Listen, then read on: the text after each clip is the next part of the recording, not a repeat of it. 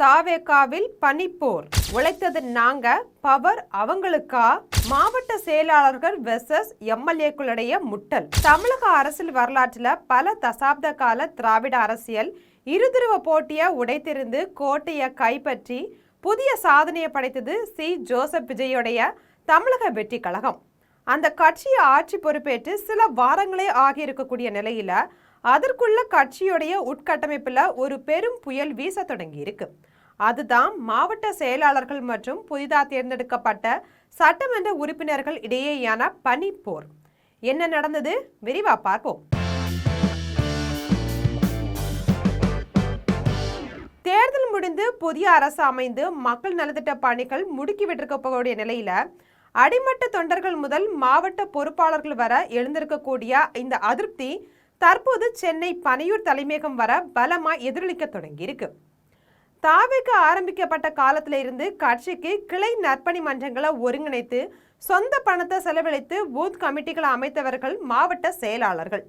தேர்தல் அறிவிப்புக்கு முன்னாடி இருந்தே களத்துல நின்று கட்சிக்காக உழைத்த தங்களுக்கு தற்போது உரிய அங்கீகாரம் கிடைக்கல அப்படின்ற அவங்களுடைய ஆதங்கம் அவங்க கிட்ட பெருமளவில் எழுந்திருக்கு. தேர்தல் நேரத்துல மாற்று கட்சிகள்ல இருந்து வந்த சீனியர்களுக்கும் புதிதா சீட் கொடுக்கப்பட்டு வென்ற சட்டமன்ற உறுப்பினர்களுக்கும் தற்போது கட்சியுடைய முக்கிய முடிவுகளையும் அரசு நிர்வாகத்திலையும் அதீத முக்கியத்துவம் தரப்படுவதா மாவட்ட செயலாளர்கள் தரப்புல குமுறல் வெடுத்திருக்கு. களத்துல நின்று வேர்வை சிந்தி வழக்குகளை சந்திச்சு தேர்தல் ஆணைய நடைமுறைகளை கவனித்து கட்சியை அடிமட்டத்திலிருந்து வளர்த்தது நாங்க தான். ஆனா இப்போதோ அமைச்சர்கள் கிட்டையும் கட்சி தலைமை கிட்டையும் ஃபைல்களை கொண்டு செல்வதற்கும் மக்கள் மத்தியில பவர் காட்டுவதற்கும் எம்எல்ஏக்கள் மட்டும்தான் முன்னிலைப்படுத்தப்படுறாங்க அப்படின்னு தென் மாவட்டத்தை சேர்ந்த தாவேக மாவட்ட செயலாளர் ஒருவர் தன்னுடைய பெயரை வெளிப்படுத்த விரும்பாம வேதனையோட குறிப்பிட்டிருக்காங்க.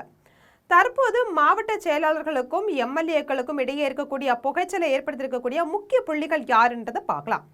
அதிகார பகிர்வு அப்படின்ற இதுல தொகுதியில அரசு விழாக்கள்லையும் மக்கள் நலத்திட்ட உதவிகள் வழங்கக்கூடிய நிகழ்ச்சிகள் மற்றும் அரசு அதிகாரிகள் மட்டத்திலான மாதாந்திர பேச்சுவார்த்தைகள்ல எம்எல்ஏக்களே முழு அதிகாரத்தையும் தங்கள் கையில வைத்திருக்காங்க.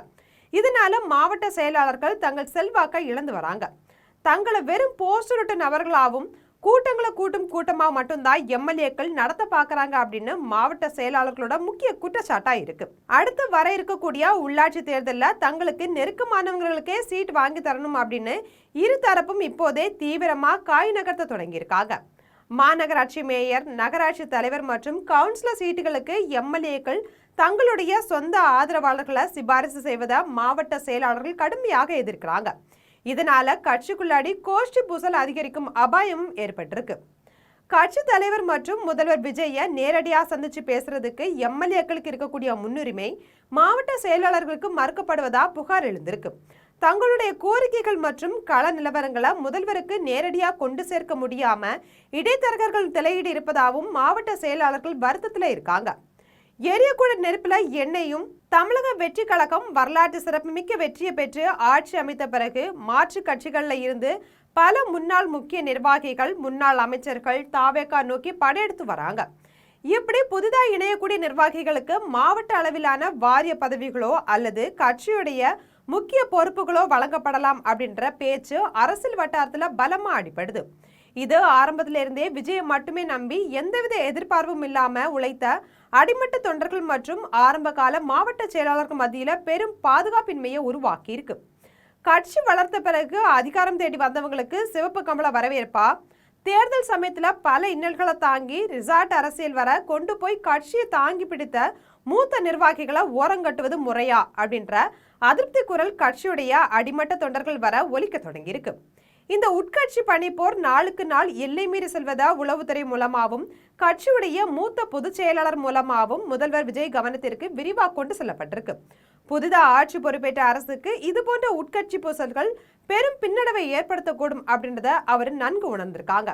அரசாங்கத்தை கவனிக்கும் அதே வேளையில கட்சியுடைய உட்கட்சி பிரச்சனைகளையும் ஆரம்பத்திலேயே கிள்ளி எறிய விஜய் திட்டமிட்டிருக்கதாகவும் தெரியுது. இதற்காக விரைவிலேயே மாவட்ட செயலாளர்கள் மற்றும் எம்எல்ஏக்களை தனித்தனியாகவும் பின்னர் ஒருங்கிணைத்தும் சென்னை பனையூர் தலைமையகத்தில் அழைத்து சமரசம் மற்றும் எச்சரிக்கை கூட்டம் நடத்துவதற்கு தீவிர ஏற்பாடுகள் செய்யப்பட்டு வருது. இந்த கூட்டத்துல யாருக்கு என்ன அதிகார வரம்பு அப்படின்றத குறித்து வழிகாட்டு நெறிமுறைகள் வகுக்கப்பட வாய்ப்பு இருக்கிறதாவும் பனையூர் வட்டாரங்கள் தெரிவிக்கிறாங்க. ஒரு புதிய கட்சி எதிர்க்கட்சியா இருக்கும்போது சந்திக்கக்கூடிய சவால்களை விட ஆட்சி அதிகாரத்தை கைப்பற்றி ஆளுங்கட்சியா மாறும்போது எதிர்கொள்ளக்கூடிய அதிகார பசி சவால்கள் மிக அதிகம். உள்ளாட்சி தேர்தல் மிக விரைவிலே நெருங்கக்கூடிய வேளையில இந்த மாவட்ட செயலாளர்கள் வெர்சஸ் எம்எல்ஏக்கள் பணி போற முதல்வர் விஜய் தன்னுடைய அரசியல் ஆளுமையால எப்படி தீர்த்து வைக்க போகிறார் என்பதை பொறுத்திருந்துதான் பார்க்கணும். அது மட்டும் இல்லாம தாவேகாவுடைய எதிர்கால கட்டமைப்பு மற்றும் அதன் அடுத்த கட்ட அரசியல் நகர்வுகள் அமையும் அப்படின்றதிலும் எந்த சந்தேகமும் கிடையாது. இது போன்ற அரசியல் செய்திகளை உடனுக்குடன் தெரிந்து கொள்ள ஜெம் தொலைக்காட்சியுடன் எப்போதும் இணைப்பில் இருங்கள்.